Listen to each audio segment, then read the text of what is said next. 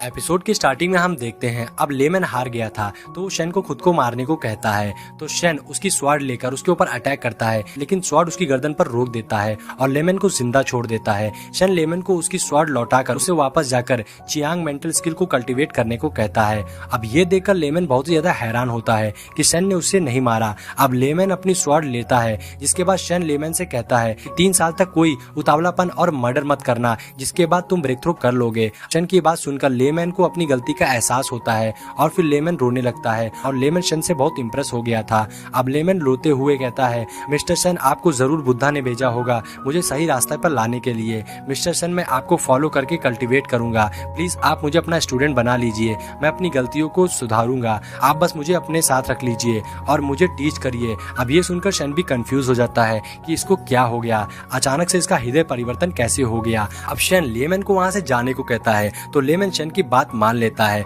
लेकिन जाते जाते वो कहता है ठीक है मैं जा रहा हूँ, लेकिन मैं फिर वापस आऊंगा आपसे माफी की भीख मांगने। और ये बोलकर लेमन वहां से चला जाता है। अब शेन वहां अकेले बैठकर सोचने लगता है कि उसने जीयू में सारे मास्टर्स से फाइट की, लेकिन फिर भी उसे वो नहीं ढूंढ पाया। अब आगे शेन कहता है मैंने वेंजिंग स्वॉर्ड सूट का यूज किया उन लोगों को अट्रैक्ट करके यहाँ बुलाने के लिए, लेकिन फिर भी मेरी कोशिश बेकार रही। क्या ऐसा हो सकता है कि किस्मत मुझे मेटियोर स्वॉर्ड से मिलने नहीं देगा? ऐसा लगता है कि मुझे अब कोई तरीका खोजना होगा। अब ये सोचकर शेन काफी परेशान हो रहा था कि तभी पीछे से एक बंदा आता है जो शेन के ऊपर ब्लैंकेट डालता है, क्योंकि वहाँ काफी ठंड हो रही थी। और हम देखते हैं ये बंदा शेनबाई होता है, जिसे अपने पिछले एपिसोड में वेंजिंग पैलेस में देखा था। अब शेन वेंजाई से कहता है मुझे तुम्हारा एक फेवर चाहिए। अब सीन चेंज होता है और हम अबेंडेंड स्वॉर्ड मेंटोर टाउन का एक सीन देखते हैं, जहाँ एक नोटिस बोर्ड पर एक नोटिस लगाया जाता है और सभी लोग एक्साइटेड होकर नोटिस पढ़ने आते हैं कि अबेंडेंड स्वॉर्ड मेंटोर कल से ओपन हो रहा है 3rd यंग मास्टर शेन के लिए लास्ट डिसिपल की भर्ती के लिए। कोई फर्क नहीं पड़ता है कि वो डिसिपल किस फैमिली बैकग्राउंड से है, यानी किसी भी सेट के डिसिपल इसमें पार्टिसिपेट कर सकता है और उस डिसिपल में अबेंडेंड स्वॉर्ड मेंटोर की यूनिक स्किल होनी चाहिए। वहीं हम एक ओल्ड मैन को भी देखते हैं जो ये सब देख रहा होता है और फिर कहता है कि जल्द ही तूफान आने वाला है। अब सीन चेंज होता है और हम 2 ग्रुप को देखते हैं जो एक जगह पर बैठे होते हैं, जिसमें से एक ग्रुप के मास्टर का नाम जेन मास्टर लियोरो होता है और वो बगल में बैठे दूसरे सेट के मास्टर ची हुओ को ग्रीट करते हैं और कहते हैं लिएयंग सेक्ट हमेशा अपनी टेक्निक पर प्राउड फील करता है, तो मिस चियोहुआ आप यहाँ क्यों आई हैं? अब हम मास्टर चियोहुआ को देखते हैं जो अपने हाथों में पावर लेकर कहती हैं वैसे क्या तुम वेंजिंग स्वॉर्ड सूत्र को लेने आए हो? जिस पर मास्टर लियोरो कहते हैं मैं नहीं तो कौन सैक्रिफाइस करेगा? अब मास्टर चियोहुआ कहती हैं मैं तुमसे सलाह दूंगी लियोरो, तुम वापस जाकर मंत्र जाप करो, नहीं तो तुम एक दिन स्ट्रीट में मरोगे। अब ये सुनकर मास्टर लियोरो के डिसिपल्स बहुत ज्यादा गुस्सा हो जाते हैं और वो सब खड़े हो जाते हैं फाइट के लिए और मास्टर चियोहुआ के डिसिपल्स भी फाइट के लिए तैयार हो जाते हैं और वहाँ पर वॉर का माहौल बन जाता है। तभी वहाँ पर एक छोटी सी क्यूट सी बच्ची आ जाती है जिसका नाम चू हुओलियो होता है और वो नारियल पानी पी रही थी, तो वो उन सभी को हाई करती है। तभी उसकी सिस्टर